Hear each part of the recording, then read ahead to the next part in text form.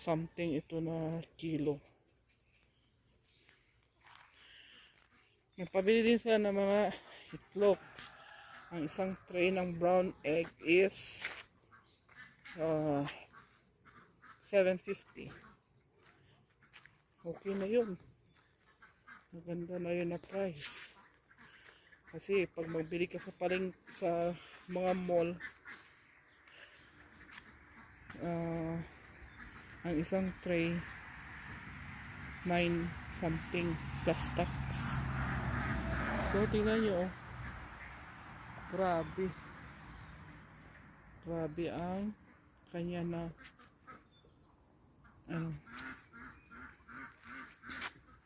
yan ang karnero.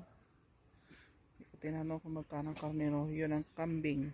Ang kambing nila 250 ang pinaka mababa na price. Yan.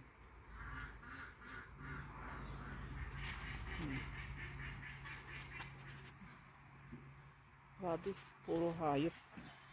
Malawak ang paligid niya, puro hayop ang laman. Halo-halo.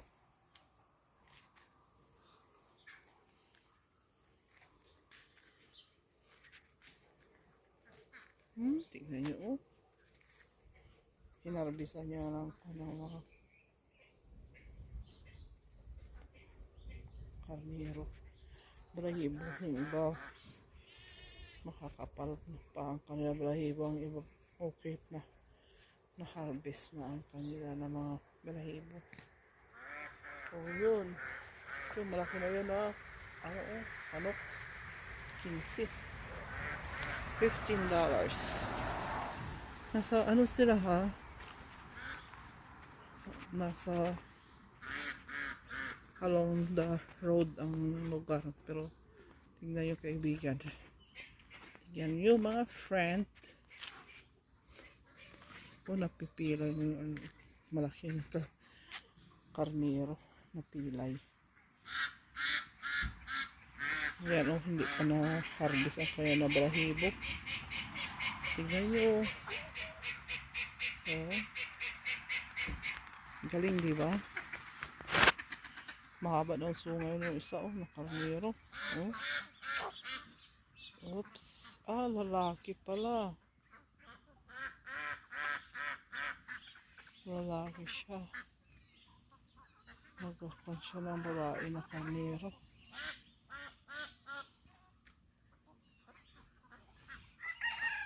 Nag-make sila.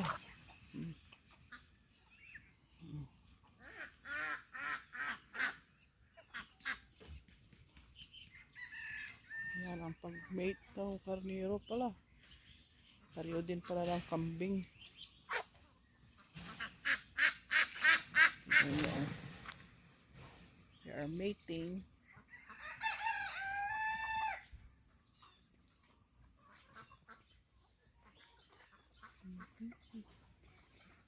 Ayan, mag-away na sila.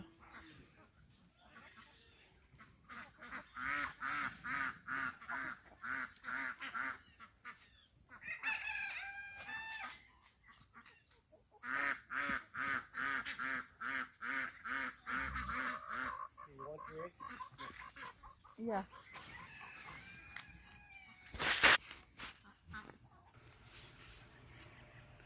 Yun, sa Marcelo na doon.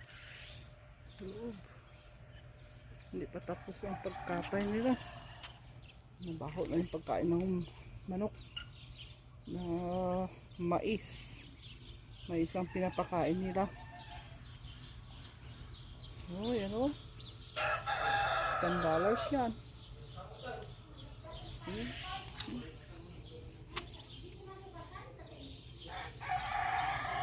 Ito ang lalagyan ng kanila na pagkain ng mga hayop. Yan.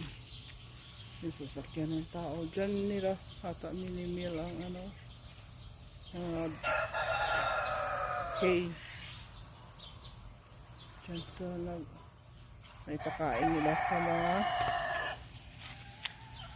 baka. Yun ang baka. Yan siguro yung maliit na baka. 1,000 siguro yan. Or mga 900 ganun. Baby pa yan na baka. Baby pa na baka yan. Galing oh. Yan ang gusto ko na pag matanda na ako, mag-alaga ng mga hayop, mga kambing.